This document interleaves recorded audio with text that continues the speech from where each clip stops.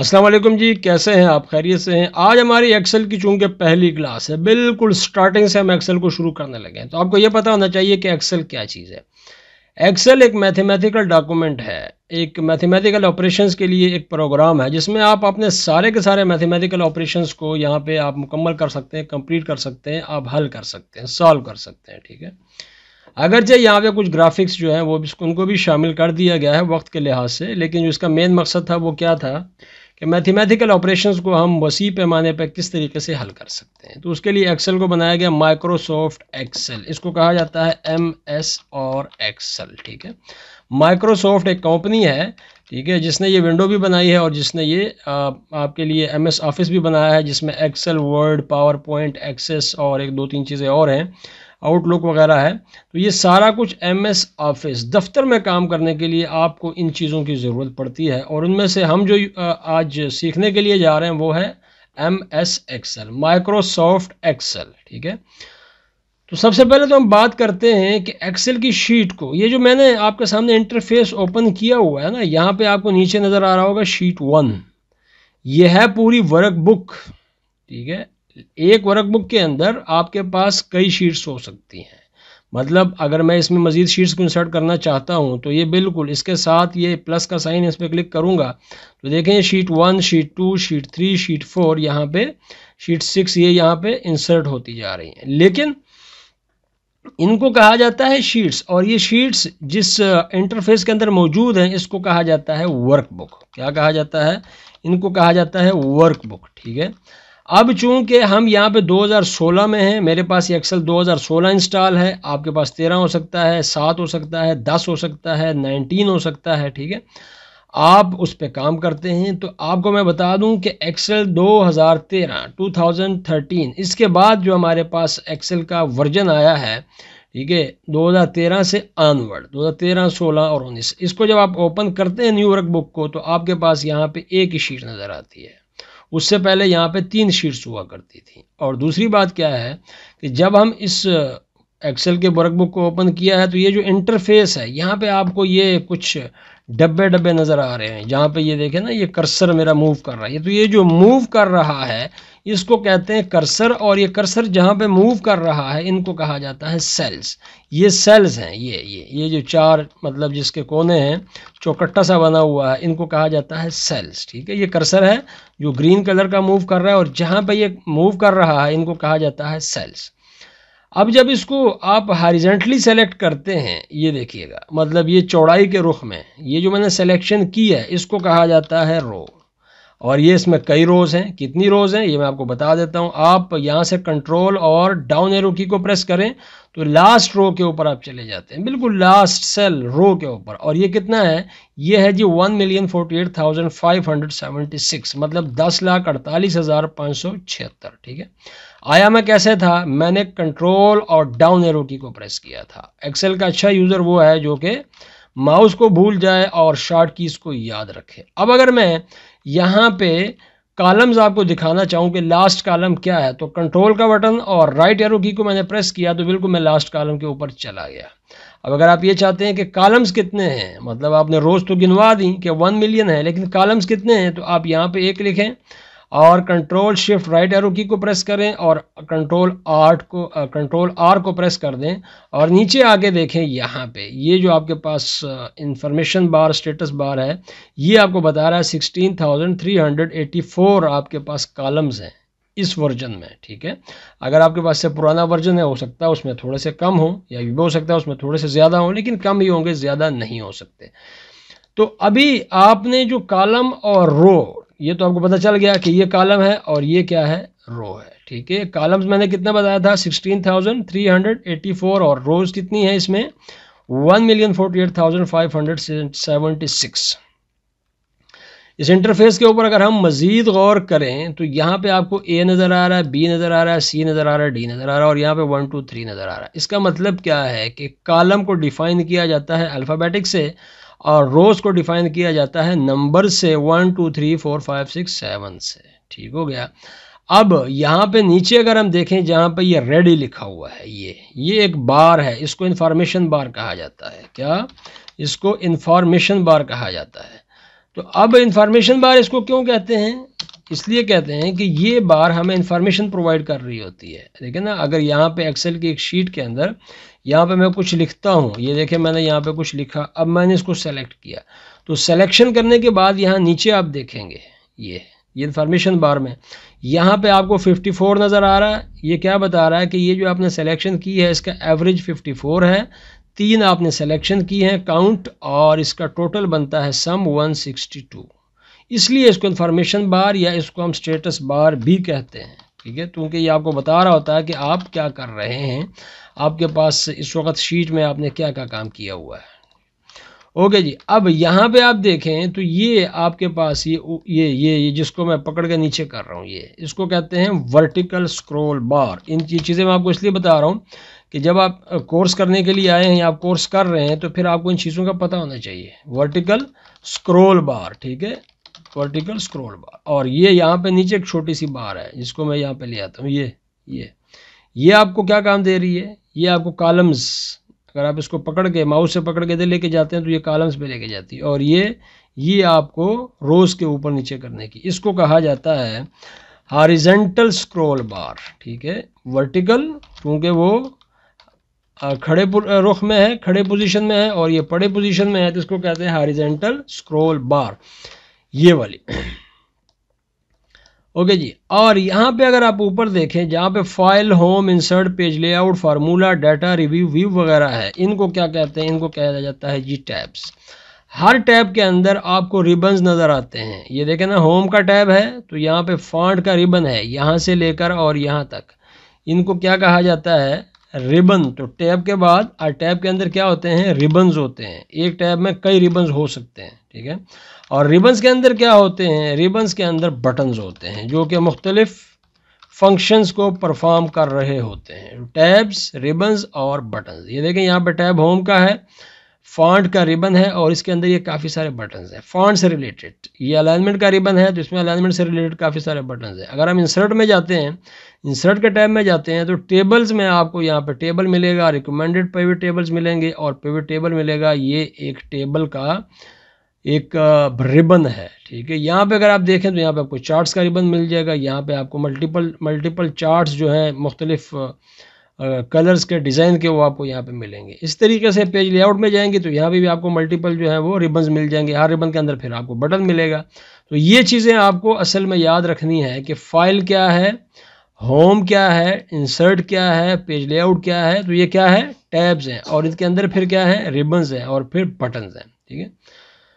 Okay जी, अब यहाँ पे आप देखेंगे तो ये बिल्कुल जहाँ पे A10 लिखा हुआ है, ये छोटा सा बॉक्स बना हुआ है। A10 क्यों लिखा हुआ है? कि क्योंकि मैं इस वक्त रो नंबर 10 और कॉलम नंबर 1 के अंदर बैठा हूँ, तो इसको कहते हैं नेम बॉक्स। इसको एड्रेस बॉक्स भी कहते हैं, नेम बॉक्स भी कहते हैं और इसको एड्रेस बॉक्स भी कहा जाता है। वजह क्या है? आपका जो सेल है ना, वो आपके पास ये जो आपका सेल है, ये वाला जहाँ पे कर्सर पड़ा हुआ है, इसका एक नाम है। वो आप नाम आपको क्या कौन शो कर रहा है? ये नेम बॉक्स, ठीक है। ये क्या शो कर रहा है? B11 ये आपको शो कर रहा है। और इसको एड्रेस बॉक्स इसलिए कहते हैं क्योंकि ये आपको एड्रेस भी दे रहा होता है कि B11। नेम बॉक्स और एड्रेस बॉक्स तकरीबन क्या, बल्कि एक ही चीज़ है। यहाँ पे जहाँ पे FX लिखा हुआ है और इसके राइट साइड पे ये जो आपको लंबी सी बार नज़र आ रही है, इसको कहा जाता है फार्मूला बार, ठीक है। इसको क्या कहते हैं? फार्मूला बार। इसको फार्मूला बार क्यों कहते हैं? आप जो यहाँ पे कोई फार्मूला अप्लाई करते हैं, मैंने देखें 25 लिखा, 30 लिखा और इन दोनों को आपस में प्लस कर दिया। तो अब यहाँ पे अगर शीट में देखें तो ये 55 है जो कि प्रिंट हो गया ना, प्रिंट के लिए हमें नज़र आ रहा है। लेकिन अगर आप फार्मूला बार में देखते हैं तो यहाँ पे आपको फार्मूला नज़र आ रहा होता है। वैसे भी हम जो कुछ भी यहाँ पे एक सेल में लिखते हैं तो आपको फार्मूला बार में यहाँ पे वो नज़र आ रहा होता है, ठीक है। फार्मूला बार इसको इसीलिए कहते हैं क्योंकि आपका जो काम आप करते हैं, जो कैलकुलेशंस आप करते हैं, उसके फार्मूले को देखने के लिए आपको यहाँ पे देखना पड़ता है, ठीक है। ओके जी, अब इसको मैं यहाँ से डिलीट कर देता हूँ। डिलीट करने के बाद आप नीचे देखें तो आपके पास शीट 1 है, एक शीट है ना। अब इसको आपने मज़ीद आप शीट्स में इंसर्ट कर सकते हैं। कैसे कर सकते हैं? बड़े छोटे छोटे सब्जेक्ट हैं लेकिन इनका याद करना आपको ज़रूरी है। इंसर्ट शीट, कहाँ जाएंगे आप? होम के टैब में जाना पड़ेगा और उसके बाद आगे क्या करेंगे, आपको जाना पड़ेगा सेल्स के रिबन में, ठीक है, सेल्स के रिबन में, और फिर क्या करेंगे आप यहाँ से इंसर्ट के बटन के ऊपर क्लिक कर देंगे। तो इंसर्ट के बटन के ऊपर जैसे क्लिक करेंगे तो वहाँ पे आपको शीट मिल जाएगी, और यही काम आप यहाँ से भी कर सकते हैं। शीट 1 के साथ ये प्लस का बटन है, इसके ऊपर क्लिक करें तो शीट 1, शीट 2 यहाँ पर ये देखिएगा, ठीक है, और उसी सीक्वेंस से आपको शीट्स देता रहेगा। पहले यहाँ पे शीट्स इंसर्ट थी, मैं डिलीट कर चुका हूँ। अब देखें मैंने तमाम को सेलेक्ट किया और डिलीट के बटन को प्रेस किया तो ये सारी की सारी शीट्स यहाँ से डिलीट हो चुकी हैं। अब मेरे पास यहाँ पे 3 शीट्स रह गई हैं, मैं इनको भी डिलीट कर देता हूँ। ये एक ही शीट फिलहाल हमारे लिए यहाँ पे काफ़ी है। तो अगर आपने होम के टैब में जाना है और यहाँ से आपको सेल्स का रिबन है, ये मैंने यहाँ पे लिखा हुआ है होम का टैब, सेल्स का रिबन और इंसर्ट, ये इंसर्ट का बटन है यहाँ पे, साथ ही डिलीट का बटन, इसको भी देख लें और फॉर्मेट को भी देख लें, ये बटन्स देखते रहा करें। इंसर्ट पे क्लिक करेंगे तो आप यहाँ से सेल इंसर्ट कर सकते हैं, शीट रो इंसर्ट कर सकते हैं, कॉलम इंसर्ट कर सकते हैं और शीट इंसर्ट कर सकते हैं, ठीक है। तो जस्ट आपने शीट के ऊपर क्लिक किया तो यहाँ पे भी एक शीट इंसर्ट हो चुकी है, ठीक है। अब हमें ज़रूरत नहीं है तो राइट क्लिक करें और इसको डिलीट मार दें, लेकिन शीट आप 2 तरीक़ों से इंसर्ट कर सकते हैं। अब बात आ जाती है कि जब आपने यहाँ पे इतना सारा काम करना है तो फिर आपको माउस की ज़रूरत नहीं है, बल्कि आपको शॉर्ट कीज़ की ज़रूरत है। और शॉर्ट कीज़ वो क्या क्या हैं, देखें, हम यहाँ पे कॉलम्स को सेलेक्ट भी करते हैं, डिलीट भी करते हैं, इंसर्ट भी करते हैं, रो को भी सेलेक्ट करते हैं, इंसर्ट भी करते हैं और डिलीट भी करते हैं। तो याद रखिएगा, रो को सेलेक्ट करने के लिए टू सेलेक्ट, मैं यहाँ पे लिख रहा हूँ साथ साथ, ठीक है, टू सेलेक्ट अ रो, और उसकी शॉर्ट की मैं यहाँ पे आपका राइट साइड के ऊपर लिखूंगा। ये क्या है, ये है जी, आपने शिफ्ट के बटन को प्रेस करना है और साथ स्पेस का बटन, जो काफ़ी बड़ा सारा बटन होता है कीबोर्ड में, जो सबसे बड़ा बटन है वो है स्पेस का बटन, ठीक है। ये to select a row, shift और स्पेस। अब देखें मैं यहाँ पे माउस नहीं कर रहा, मैंने यहाँ पे शिफ्ट और स्पेस को प्रेस किया तो ये रो यहाँ पे सेलेक्ट हो चुकी है। यहाँ पे बैठा हूँ, जहाँ पे आपका कर्सर होगा वो रो यहाँ पे सेलेक्ट हो जाएगी, ये देखें, ठीक है, जहाँ पे होगा ये देखें, रो को सेलेक्ट करने के लिए। अब टू सेलेक्ट अ कॉलम, तो आप यहाँ पे COLMN कॉलम, तो उसके लिए क्या करेंगे, उसके लिए आपने कंट्रोल और स्पेस को, कंट्रोल का जो बटन है CTRL, 2 बटन होते हैं आपके कीबोर्ड के ऊपर, लेफ्ट और राइट साइड पे, ठीक है। तो आप कोई भी कंट्रोल के बटन को प्रेस करें और शिफ्ट स्पेस को प्रेस कर दें तो आपके पास कॉलम सेलेक्ट हो जाता है। अब मैं यहाँ पे बैठा था, अब मैं कर्सर को इधर ले आता हूँ और कंट्रोल स्पेस को प्रेस करूँगा तो आपके सामने यहाँ पे कॉलम सेलेक्ट हो जाएगा, ठीक है। जब आपने सिलेक्शन कर ली है, अब सिलेक्शन आपने माउस से नहीं करनी, जब मैंने आपको शॉर्ट की बता दी है तो फिर आप उस शॉर्ट की प्रैक्टिस करेंगे। जब आपने सिलेक्शन कर ली है, अब देखिए मैंने यहाँ पे शिफ्ट और स्पेस को प्रेस किया, अब मुझे यहाँ पे एक रो को इंसर्ट करना है तो अब मुझे कंट्रोल और प्लस को प्रेस करना है। ये प्लस कहाँ पे है, इसको मैं उठा के यहाँ पे ले आता हूँ, और ये क्या है जी, इंसर्ट शीट नहीं है, बल्कि अब ये क्या है, इंसर्ट रो और इंसर्ट कॉलम। तो मैं इंसर्ट रो को भी करूँगा और यहाँ पे मैं इंसर्ट कॉलम को भी इसी से करूँगा, लेकिन शर्त यह है कि आपने जिस चीज़ को सेलेक्ट किया होगा काम वही होगा। अगर मैंने रो को सेलेक्ट किया है, कंट्रोल प्लस को प्रेस किया है तो रो इंसर्ट होगी। अगर मैं कॉलम को सेलेक्ट किया, कंट्रोल प्लस को प्रेस किया है तो कॉलम यहाँ पे इंसर्ट होगा, ठीक है। ये डिपेंड करता है कि आपने सिलेक्शन किस चीज़ की है। बाकी ये वाली की कंट्रोल प्लस की एक ही है, और आप इंसर्ट रो और इंसर्ट कॉलम दोनों के लिए आप इसको सेलेक्ट कर सकते हैं। और ये कंट्रोल प्लस है कहाँ पे, न्यूमेरिक कीपैड वाला, मैं यहाँ पे ये भी लिख देता हूँ, न्यूमेरिक कीपैड। न्यूमेरिक कीपैड कहाँ पे है, ये बिल्कुल आपके राइट साइड के ऊपर। अगर आपके पास डबल मतलब कीबोर्ड वाला है ना, हमारे पास जो बड़े कीबोर्ड होते हैं जो कि हम अक्सर डेस्कटॉप से अटैच करते हैं, इसके ऊपर ये कुछ 4 हिस्सों में डिवाइड हम करते हैं। न्यूमेरिक कीपैड होता है जहाँ पे ये 1 2 3 से लेकर 9 तक प्लस माइनस और इंटर का बटन होता है, ठीक है। और इसी तरीके से इसके ऊपर यहाँ पे कुछ एरो कीज़ हैं, डिलीट, इंसर्ट, होम, एंड वगैरह, इसको ये भी इसका एक हिस्सा है, ठीक है। तो ये न्यूमेरिक कीपैड होगा, ये हेल्पिंग कीज़ हो गई। और यहाँ पे जहाँ पे ABCDF लिखा हुआ है, इसको कहा जाता है अल्फ़ा। अल्फ़ा न्यूमेरिक, चूँकि ऊपर 1 2 3 भी है तो इसको अल्फ़ा न्यूमेरिक कीज़ कहते हैं। और बिल्कुल टॉप के ऊपर F1 से लेकर और F12 तक ये कीज़ हैं, फंक्शनल कीज़, ठीक है। तो फंक्शनल कीज़ कौन सी हैं, जो कि मैं यहाँ पे लिख देता हूँ। फंक्शनल कीज़ हैं जी F1 से लेकर और F2 तक, ये बिल्कुल टॉप के ऊपर होती हैं, ठीक है। F2 कह रहा हूँ, F12 तक, ठीक है।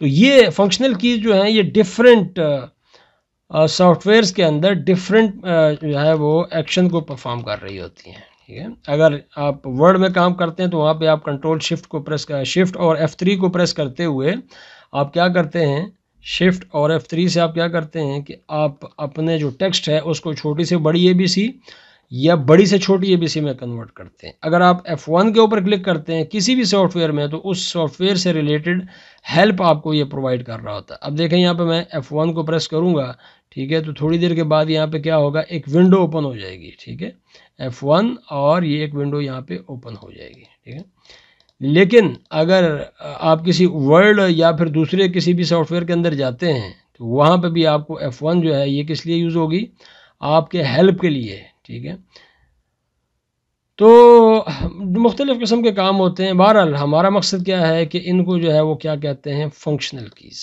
ठीक है, तो ये आपने क्या करना है, इंसर्ट रो इंसर्ट कॉलम, आपने न्यूमेरिक कीपैड के ऊपर क्लिक करना है, न्यूमेरिक कीपैड से कंट्रोल प्लस के ऊपर। ठीक है, अब अगर आप सिंपल कंट्रोल प्लस को without selection of row and column control plus को प्रेस करते हैं तो ये एक डायलॉग बॉक्स ओपन होता है। चूँकि आपने कंट्रोल प्लस को प्रेस किया हुआ है, यह है इंसर्ट का डायलॉग बॉक्स। ये आपसे पूछता है जी कि आपने इंसर्ट तो करना ही है, लेकिन क्या इंसर्ट करना चाह रहे हैं, सेल इंसर्ट करना चाह रहे हैं, रो कर रहे हैं या कॉलम कर रहे हैं। तो अगर आप सेल कर रहे हैं तो ये आपसे पूछेगा जी डेटा को कहाँ पे लेके जाना है। ठीक है ना, अब देखिए यहाँ पे मैं कर्सर रखा हुआ था, अब मैंने कंट्रोल प्लस को प्रेस किया तो अब ये मुझसे पूछ रहा है क्या करना है जी इस डेटा का, तो मैंने कहा जी इसको नीचे कर दो, शिफ्ट सेल डाउन। दो ही ऑप्शन है ना जी, shift cell right, shift cell down. Left side पे भी डाटा लिखा हुआ है, ऊपर भी डाटा लिखा हुआ है, तो जो ऑप्शन उसको नज़र आती हैं वो उसने आपको दे दिए। अब डाउन के ऊपर क्लिक करें, ओके करें, तो ये देखें इसने आपको ऊपर एक सेल दे दिया है। लेकिन अगर आप इसको ये कह दें कंट्रोल प्लस को प्रेस करने के बाद कि इस यहाँ पे मुझे एक रो चाहिए, इंटायर रो के ऊपर क्लिक करें और ओके को प्रेस करें, तो इसने आपको एक रो दे दिया है।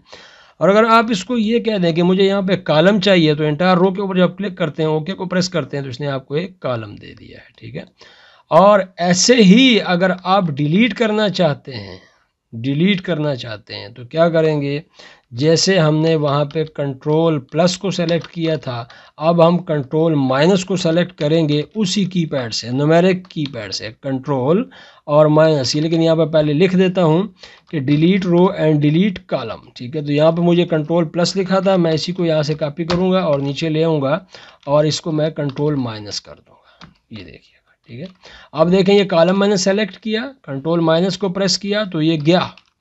रो मैंने सेलेक्ट की, किससे सेलेक्ट की, शिफ्ट स्पेस और कंट्रोल माइनस, तो ये गया।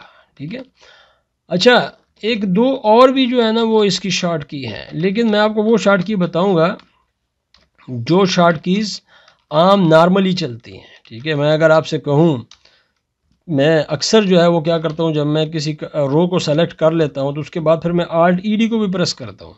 मैंने यहाँ पर रो सेलेक्ट की, Alt ED को प्रेस किया तो भी ये रो डिलीट हो गई। अब देखें ना, यहाँ पे मैंने इंसर्ट किया तो कंट्रोल प्लस को प्रेस किया, और अब मैं अगर Alt ED को प्रेस करूँगा तब भी ये रो डिलीट हो जाएगी।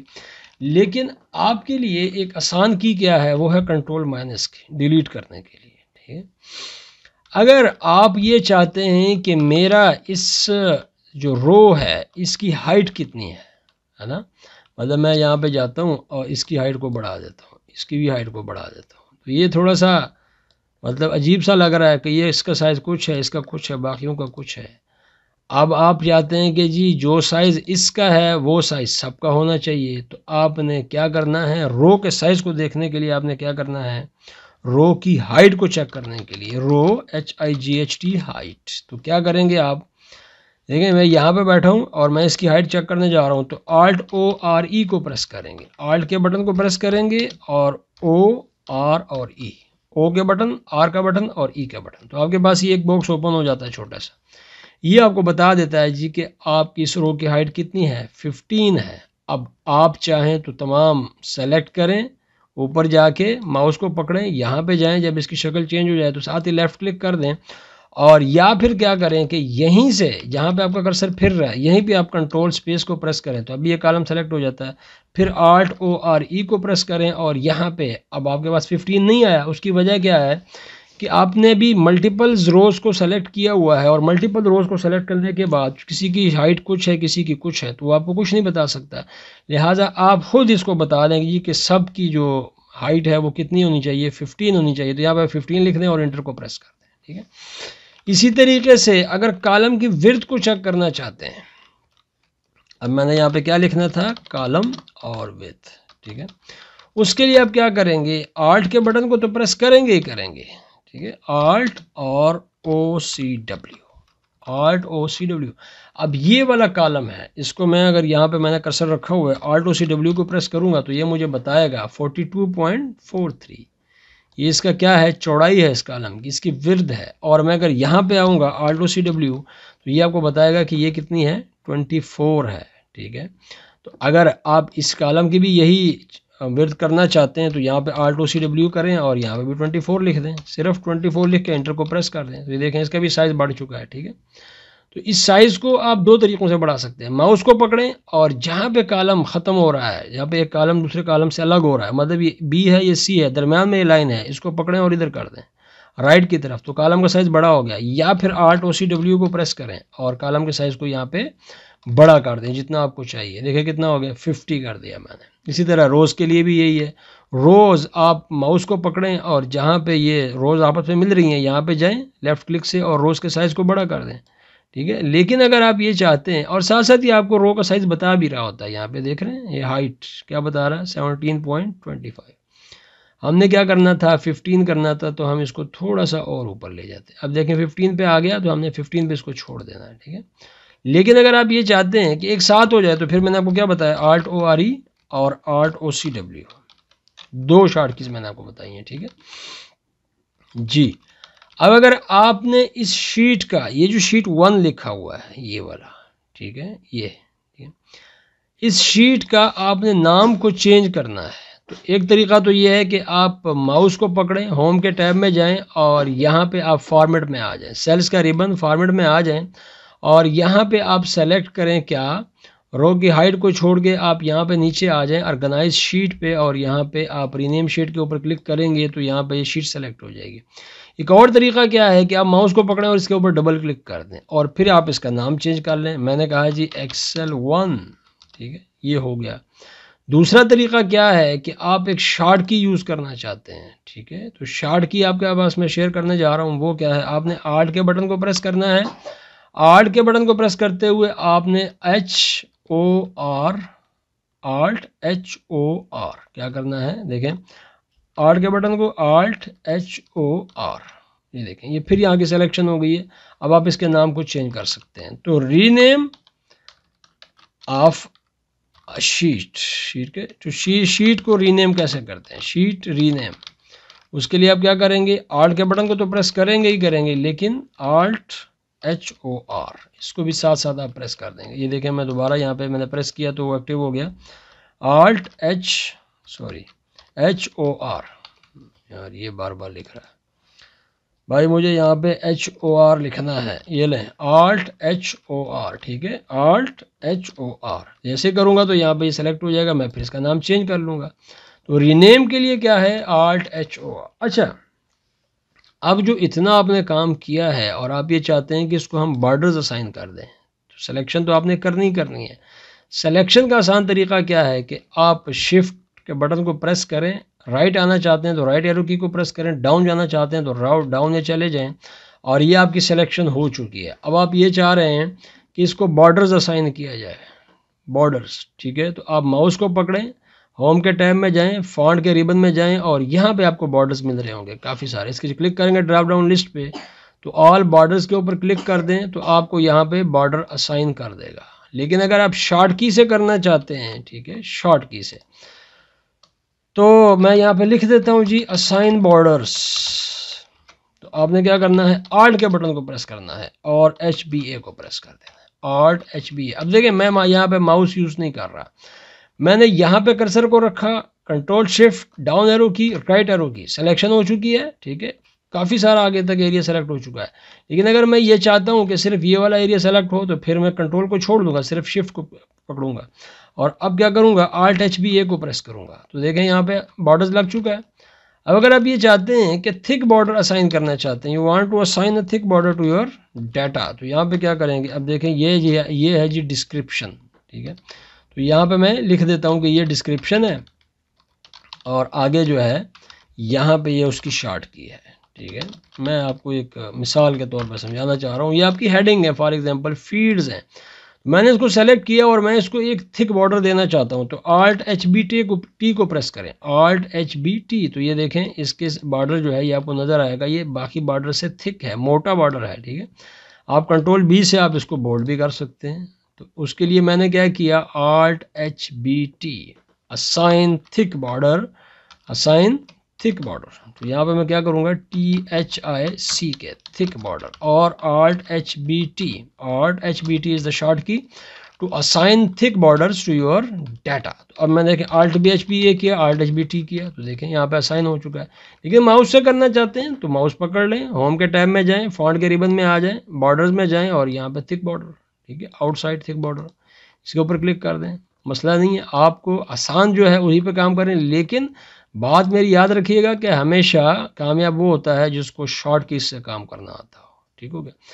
अब यहाँ पे मैं चाहता हूँ कि इनके कलर्स को चेंज किया जाए, तो माउस को पकड़ें, होम के टैब में जाएं, फॉन्ट के रिबन में आ जाएं और यहाँ पे आपको फिल कलर, ये एक बटन जो है वो मिलता है, इसके ड्रॉप डाउन लिस्ट पे क्लिक करें और यहाँ पे आपको काफ़ी सारे कलर्स मिल जाएंगे। यहाँ से आप कोई भी कलर यहाँ सेलेक्ट कर लें। अब आप ये चाह रहे हैं कि इसको भी शॉर्ट की से किया जाए, तो सिलेक्शन तो करनी है, सिलेक्शन माउस से करें या फिर आप शॉर्ट की से कीबोर्ड से करें। उसके बाद आपने Alt+H को प्रेस करना है, तो ये कलर प्लेट आपके सामने ओपन हो जाएगी। अब आप जो आपके पास एरो कीज़ हैं उससे दाएं बाएं जहां पे जाना चाहते हैं, वो जिस कलर की तरफ जाना चाहते हैं उस पर जाएं और इंटर को प्रेस कर दें। क्या करेंगे, fill colour in a cell, ठीक है। क्या है जी, Alt+HH, Alt और HH, ओके। अब कलर को ख़त्म करना चाहते हैं, रिमूव फिल कलर, तो क्या करेंगे, Alt+HHN को प्रेस कर देंगे। देखिए अब मैंने यहाँ से कलर को ख़त्म करना है, तो Alt+HHN, तो ख़त्म हो गया।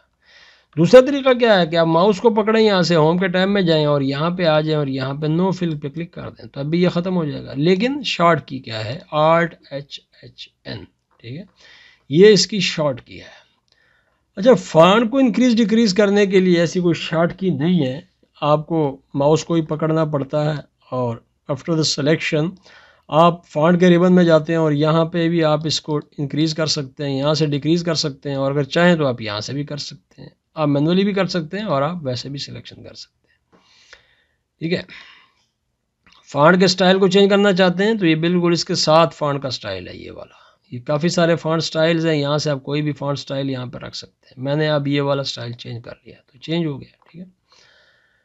और उसके अलावा मैं आपको यहाँ पे मज़ीद जो है वो बोल्ड की शॉर्ट की बता देता हूँ। अक्सर आप यूज़ करते हैं, इतना कोई मसला नहीं है, लेकिन चूंकि मुझे तो बताना है, बोल्ड है, फिर कॉपी है, फिर हमारे पास क्या है, पेस्ट है और फिर इटैलिक है, ठीक है, और अंडरलाइन है।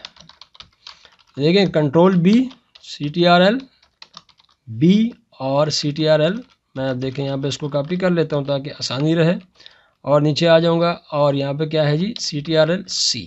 लेकिन यहाँ पे क्या है जी, पेस्ट के लिए V है, B नहीं है, देखिए वो सिस्टमेटिकली चल रहा है। और यहाँ पे अब सब इसने V कर दिया, तो यहाँ पे हम इसको I कर देंगे और यहाँ पे क्या करेंगे जी, U करेंगे। तो अगर टेक्स्ट को आपने बोल्ड करना हो तो आप क्या करते हैं, सिलेक्शन के बाद Ctrl+B, Ctrl+I, Ctrl+U और ये सारा कुछ आप इसके ऊपर अप्लाई कर देते हैं, तो ये आपके पास टेक्स्ट की शक्ल सूरत हो जाती है। अब यहाँ पे एक और शॉर्ट की आप बता देता हूँ, वो क्या है जी, कट की शॉर्ट की है, कट, और वो क्या है, CTRL+X। अच्छा, एक और शॉर्ट की और वो क्या है, अंडू, एक और शॉर्ट की और वो क्या है, रीडू। अब यहाँ पे बता देता हूँ Ctrl+Z और Ctrl+Y, ठीक है। देखिए कट क्या करता है, यहाँ पे मैंने कुछ डाटा लिखा हुआ, मैंने यहाँ पे लिख दिया पाकिस्तान।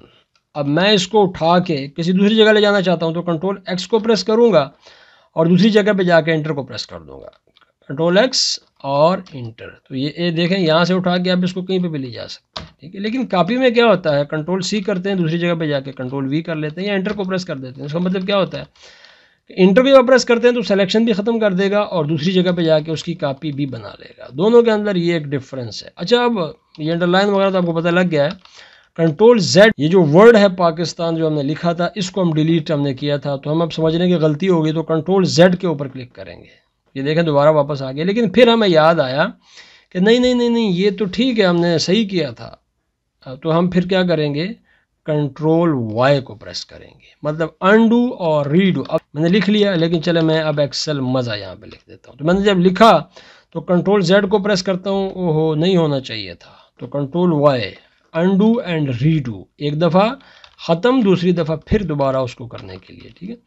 तो ये कुछ शॉर्ट कीज़ हैं जिनको आपका इनका याद रखना जो है वो बहुत ज़्यादा ज़रूरी है।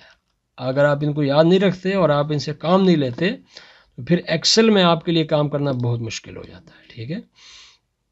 तो नेक्स्ट क्लास में इंशाल्लाह मैं फिर आपको इस किस्म का एक लिंक सेंड करूंगा। आपने उस लिंक से जस्ट जाके अपना जो लेक्चर है उसको आपने डाउनलोड कर लेना है, और अगर आपको समझ नहीं आती तो फिर आप पूछ सकते हैं जहाँ पे आपको समझ ना आए। ठीक हो गया जी, थैंक यू वेरी मच, अल्लाह हाफिज़।